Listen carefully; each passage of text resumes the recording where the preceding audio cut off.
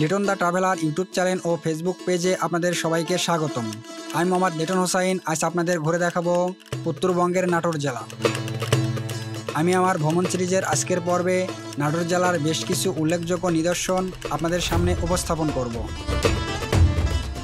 আমি আজকের পর্বে আপনাদের দেখাবো উত্তরবঙ্গের বৃহত্তম খ্রিস্টানদের চার্চ, নাটোর রানী ভবানীর রাজবাড়ি, উত্তরা গণভবন, উত্তরবঙ্গের মিনি কক্সবাজার খ্যাত পাটুলের হালতির বিল।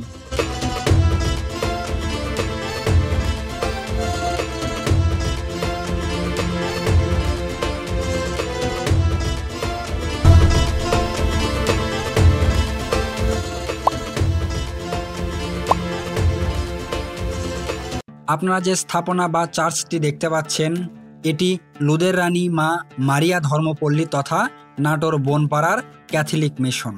খ্রিস্ট ধর্ম পরিচালনা কর্তৃপক্ষকে বলা হয় খ্রিস্টমণ্ডলী। আর এই খ্রিস্টমণ্ডলী কর্তৃপক্ষের মূল পরিচালনার কেন্দ্র ভাটিকান বা রোম। লুদের রানী মা মারিয়া ধর্মপল্লী ঈশ্বরপুত্র যীশুখ্রিস্টের জাগতিক জননী মারিয়া বা মরিয়মের পূর্ণ নামের স্মৃতিতে উৎসর্গিত।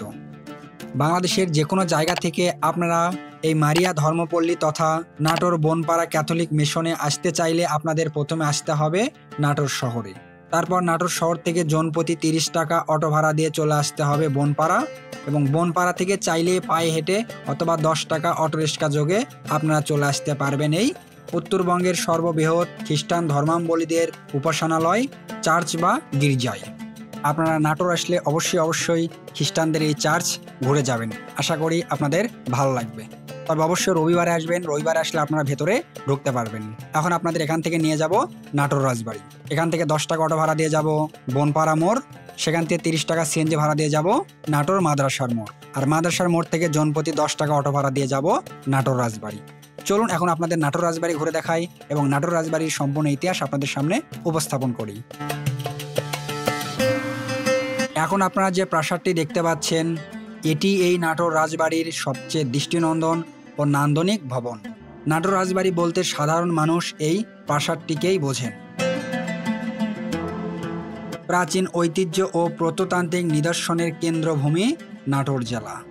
নাটোর জেলার অনেক ঐতিহাসিক নিদর্শনগুলোর মধ্যে উল্লেখযোগ্য এই রানী ভবানীর স্মৃতি বিজড়িত নাটোর রাজবাড়ি। ঐতিহাসিকদের মতে মূলত অষ্টাদশ শতকের শুরুর দিকে নাটোর রাজবংশের গোড়াপত্তন ঘটে। এটি রানী ভবানীর রাজবাড়ি হিসেবে সুপরিচিত হলেও এই রাজবাড়িটি রানী ভবানী নির্মাণ করেননি। এই রাজপ্রাসাদ বা রাজবাড়িটি নির্মাণ করেছিলেন তার শ্বশুর রামজীবন। বিভিন্ন তথ্য মতে 1706 খ্রিস্টাব্দে পরগনার বদলগাছির বিখ্যাত জমিদার গণেশরাম রায় ও ভবানীচরণ চৌধুরী রাজস্ব প্রদানে ব্যর্থ হলে জমিদারিচ্যুত হন। তখন রামজীবন এই রাজস্ব প্রদানের বন্দোবস্ত করেন, আর তারই মধ্য দিয়ে প্রতিষ্ঠিত হয় এই নাটোর রাজবংশের। 1706 সাল থেকে 1734 সালে তার মৃত্যুর পূর্ব পর্যন্ত রামজীবন জমিদারির দায়িত্ব পালন করেন, এবং 1734 সাল থেকে 1748 সাল পর্যন্ত তার দত্তক পুত্র অর্থাৎ রানী ভবানীর স্বামী রামকান্ত এই জমিদারির দায়িত্ব পালন করেন, এবং 1948 সালে রামকান্তের মৃত্যুর পর নবাব আলীবর্দী খাঁ রানী ভবানীর ওপর এই জমিদারি পরিচালনার ভার অর্পণ করেন। আপনারা এখন স্ক্রিনে দেখতে পাচ্ছেন এটি রানীমহল, অর্থাৎ এই সাইনবোর্ডটার সামনে, অর্থাৎ এখন আমার ডান পাশে রয়েছে রানীমহল এবং তার বাম পাশে এবং আমি যেদিকে এগোচ্ছি এটা হচ্ছে চতুষ্কর্ণ বিশিষ্ট মন্দির। তো চলুন মন্দিরের ভেতরে আপনাদের নিয়ে যাই, ভেতরের পরিবেশটা দেখাই। আমি আপনাদের আগেই বলেছি এই বিল্ডিংগুলো পুরাতন হয়, এর ভেতরে ঢুকলে অবশ্যই সতর্কতা অবলম্বন করবেন। মন্দিরের ভেতরে ঢুকতেই দেখি মন্দিরের একটি কক্ষ থেকে একটি বেজি বের হয়ে আসতেছে। সুতরাং আপনাদের আবারও বলছি, আপনারা যখনই কোনো পুরাতন স্থাপনাগুলো দেখতে যান অথবা আপনারা রাজা বা জমিদারদের বিভিন্ন পুরাতন বাড়ি দেখতে যান, তখন অবশ্যই সতর্কতা অবলম্বন করবেন, কেননা এই সকল জায়গা বিভিন্ন ধরনের পোকামাকড় এবং জীবজন্তুর আবাসস্থল হয়ে থাকে। আমি যেখানে দাঁড়িয়ে আছি এখান থেকে চতুর্পাশেই 4টি ছোট ছোট মন্দির রয়েছে। দেখি একটি মন্দির কক্ষের ভেতরে প্রবেশ করি। কক্ষের ভেতরে যা দেখলাম অনেকটা ছোট জায়গা, খুব ছোট্ট একটি রুম।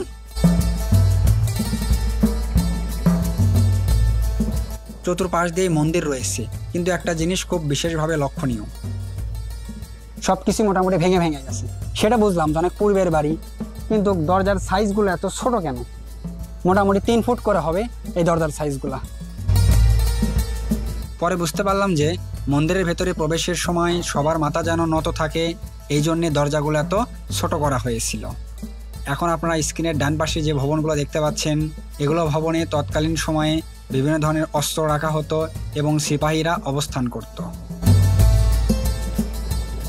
এখন যেটা দেখতে পাচ্ছেন এটি মন্দির। এই রাজবাড়ির মধ্যে 3টি মন্দির রয়েছে, তার মধ্যে এই মন্দিরটা উল্লেখযোগ্য।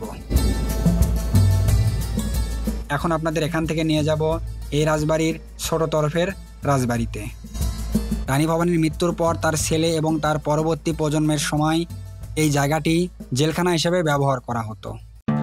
এখন আপনারা যে দেখতে পাচ্ছেন লোহার বা রডের মোটা মোটা শিক রয়েছে, আর এই পাশেই ছিল জেলখানা, অর্থাৎ এখানে কয়েদিদের আটকে রাখা হতো।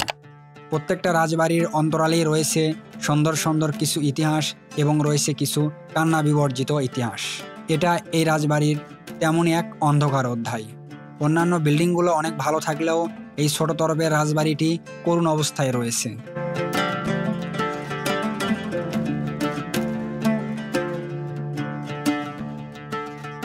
এটা ছিল ছোট তরফের রাজপ্রাসাদ। এর পাশে রয়েছে উল্লেখযোগ্য সেই ফাঁসির মঞ্চ, যেখানে অসহায় কৃষক যারা রাজস্ব কর শুল্ক আদায় করতে না পারত তাদেরকে নির্বিচারে ফাঁসি দেওয়া হতো।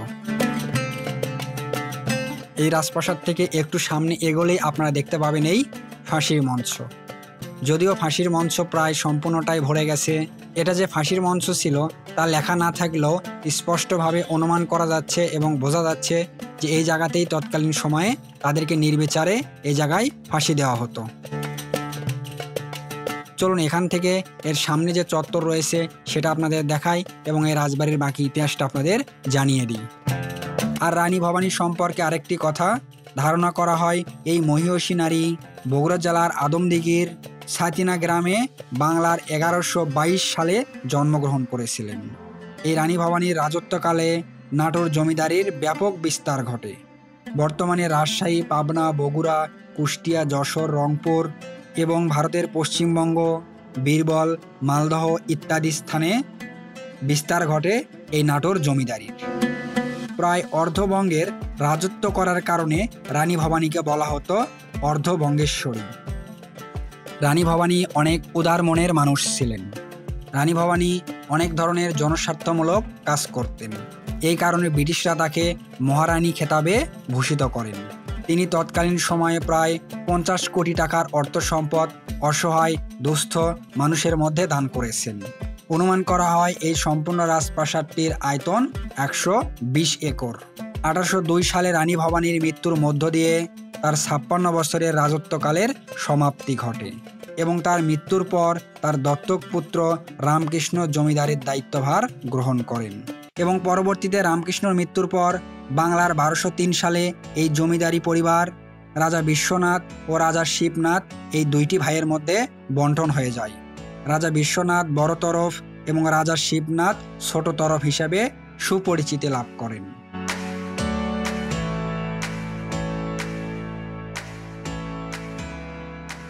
চলুন আপনাদের এই রাজবাড়ি থেকে এখন বাইরে নিয়ে যাই এবং এখন আপনাদের নিয়ে যাব নাটোর জেলার উল্লেখযোগ্য আরেকটি গন্তব্য উত্তরা গণভবন।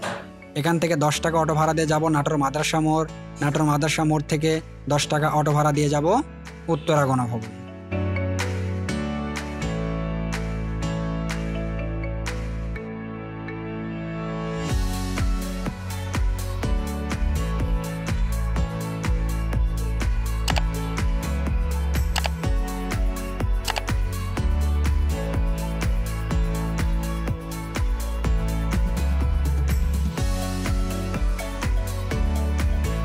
রাজবাড়ি থেকে সামান্য একটু এগোলে আপনারা পেয়ে যাবেন উত্তরা গণভবনের এই সাইনবোর্ডটা। এখান থেকে এই পথ চলে গেছে বগুড়ার উদ্দেশ্যে, আর এই পেছনের পথটি চলে গেছে নাটোর দিয়ে রাজশাহীর উদ্দেশ্যে। এই পথ ধরে আর সামান্য একটু গেলেই আপনারা পাবেন উত্তরা গণভবন। এই উত্তরা গণভবনের রাস্তা দিয়ে অর্থাৎ এই পথ দিয়ে আপনারা আরেকটু গেলে পাবেন বাংলাদেশে উল্লেখযোগ্য একটি নিদর্শন হালতির বিল বা মিনি কক্সবাজার। এখানে সাইনবোর্ডেই লেখা রয়েছে মিনি কক্সবাজার। তো আগে আমরা উত্তরা গণভবনে যাব, যা সেখান থেকে তারপরে যাব হালতির বিল অর্থাৎ মিনি কক্সবাজারে।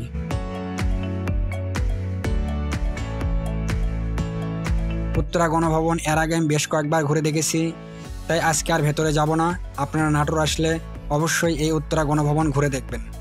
আশা করি এই উত্তরা গণভবনের সৌন্দর্য আপনাদের ভালো লাগবে। উত্তরা গণভবন থেকে জনপ্রতি 30 টাকা সিএনজি ভাড়া দিয়ে আপনারা চলে যেতে পারবেন পাটুল অর্থাৎ মিনি কক্সবাজার।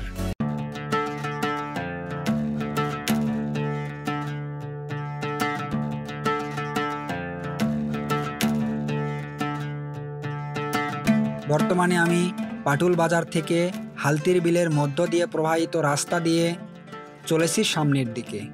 নাটোর সদর থেকে প্রায় 12 থেকে 13 কিলোমিটার দূরে নলডাঙ্গা থানার অন্তর্গত হালতির বিল নাটোর উপজেলার একটি অন্যতম সুপরিচিত বিনোদন কেন্দ্র হিসেবে উল্লেখযোগ্য। নাটোর সদর উপজেলার পিপরুল, খাজুরা, মাধনগড় ও ব্রহ্মপুর ইউনিয়ন জুড়ে হালতির বিলের বিস্তৃতি। আত্রাই নদীর সাথে এই বিলের সরাসরি সংযোগ থাকায় এই বিল বিভিন্ন প্রজাতির সুস্বাদু মাছের প্রজনন স্থল হিসেবে সুখ্যাত। বিভিন্ন ঋতুতে এই বিল বিভিন্ন আকারের রূপ ধারণ করে। শুকনা মৌসুমে ধান ক্ষেত এবং বর্ষা মৌসুমে হয়ে ওঠে মাছের আবাসস্থল। বিশেষ করে বৈশাখ থেকে কার্তিক মাস পর্যন্ত বিলের আশেপাশে এলাকাগুলো 5 থেকে 8 ফুট পর্যন্ত পানিতে নিমজ্জিত থাকে। তখন এই বিলের মধ্যে অবস্থিত বিভিন্ন ছোট ছোট গ্রাম ভাসমান দ্বীপের মতো সুন্দর হয়ে ওঠে। হালতির বিলের মধ্য দিয়ে প্রবাহিত পিপরুল থেকে খাজুরার সংযোগকারী প্রায় 8 কিলোমিটার লম্বা পানিতে নিমজ্জিত পাকাকৃত সাবমার্সিবল রাস্তাটি বিলের সৌন্দর্য আরও বাড়িয়ে তোলে।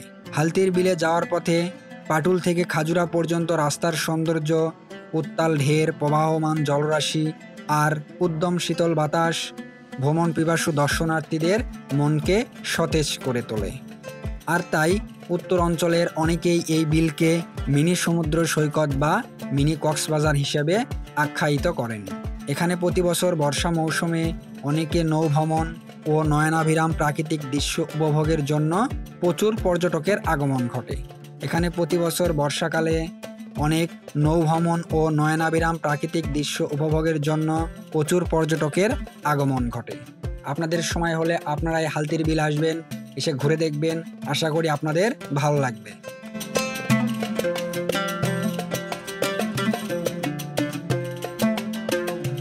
আপনারা যারাই নৌকা করে হালতির বিল ঘুরবেন তাদের কথা আলাদা, কিন্তু যারা নিজস্ব পরিবহন নিয়ে এই হালতির বিলের রাস্তা দিয়ে চালাবেন তারা অবশ্যই সতর্কতা অবলম্বন করবেন। এখন পানি একটু কম, সম্পূর্ণ বর্ষায় পানির পরিমাণটা আরও বেড়ে যাবে, তাই এই রাস্তা দিয়ে নিজস্ব যানবাহন চালানোর পূর্বে অবশ্যই সতর্কতা অবলম্বন করবেন। কেননা রাস্তা পাকাকৃত এবং ভালো হলেও কোথাও কোথাও রাস্তার অবস্থা অনেকটা খারাপ, তাই অবশ্যই বাড়তি সতর্কতা অবলম্বন করে রাস্তা দিয়ে নিজস্ব যানবাহন চালাবেন। কেননা এই মজা করতে এসে যদি আপনারা কোনো দুর্ঘটনার শিকার হন তাহলে তা অবশ্যই অনেক দুঃখনীয় হবে। আর যারা মোটর বাইক নিয়ে আসবেন তারা এই বিষয়ে খেয়াল রাখবেন যে কোথাও কোথাও রাস্তার অনেকটা গ্যাপ রয়েছে, আর সেখানে যদি আপনার মোটরসাইকেল পড়ে যায় তাহলে আপনার পকেটে থাকা মোবাইল ফোন ও টাকা পয়সা ভিজে নষ্ট হয়ে যেতে পারে। তাই অবশ্যই সে বিষয়ে বাড়তি সতর্কতা অবলম্বন করবেন। আর হ্যাঁ, মোটরসাইকেল আরোহীদের জন্য আরেকটু গুরুত্বপূর্ণ বিষয়, যেখানে যেখানে পানি বেশি রয়েছে সেখানে মোটরসাইকেল নিয়ে না যাওয়ার চেষ্টা করবেন। কেননা আপনাদের মোটরসাইকেলের সাইলেন্সারের মধ্যে দিয়ে পানি যাওয়ার ফলে যদি মোটরসাইকেল বন্ধ হয়ে যায় সেক্ষেত্রে আর চালু হবে না, আর আশেপাশে কোথাও মোটরসাইকেলের ওয়ার্কশপও নেই। আর একদিনের জন্য নাটোর জেলা পরিবহন পারফেক্ট একটি জেলা। একদিনে আমি যে কয়টি স্পটের কথা উল্লেখ করেছি আপনারা সবগুলো স্পট ঘুরে দেখতে পারবেন। আর যদি আপনারা সকাল সকাল নাটোরে আসতে পারেন তাহলে চলন বিল, খ্রিস্টানদের গির্জা, নাটোর রাজবাড়ি, উত্তরা গণভবন ও হালতির বিল সব কিছু সুন্দরভাবে উপভোগ করতে পারবেন।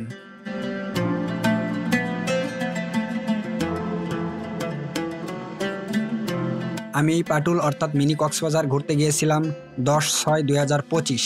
এই সময় পানির পরিমাণটা অনেক কম ছিল, তাই নৌকায় করে ঘোরা হয়নি। আমি জুলাই মাসে অর্থাৎ সম্পূর্ণ বর্ষার মধ্যে যখন পানি বেশি থাকবে তখন একদিন এই হালতির বিল আসবো, এসে নৌকায় করে ঘুরবো এবং নৌকায় রাত্রি যাপন করব।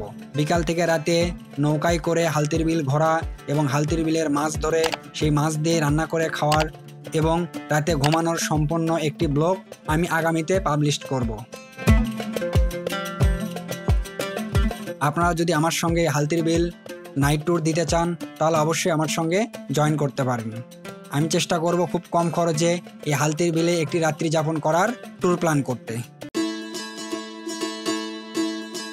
যে যেখান থেকে আমার এই ভিডিওটি দেখছেন সবার সুস্বাস্থ্য এবং ভালো থাকা কামনা করে আজকের পর্ব এখানেই সমাপ্তি করে আপনাদের কাছ থেকে বিদায় নিচ্ছি। আমি মোহাম্মদ লিটন হোসাইন। সবাই ভালো থাকবেন, সুস্থ থাকবেন। আসসালামু আলাইকুম।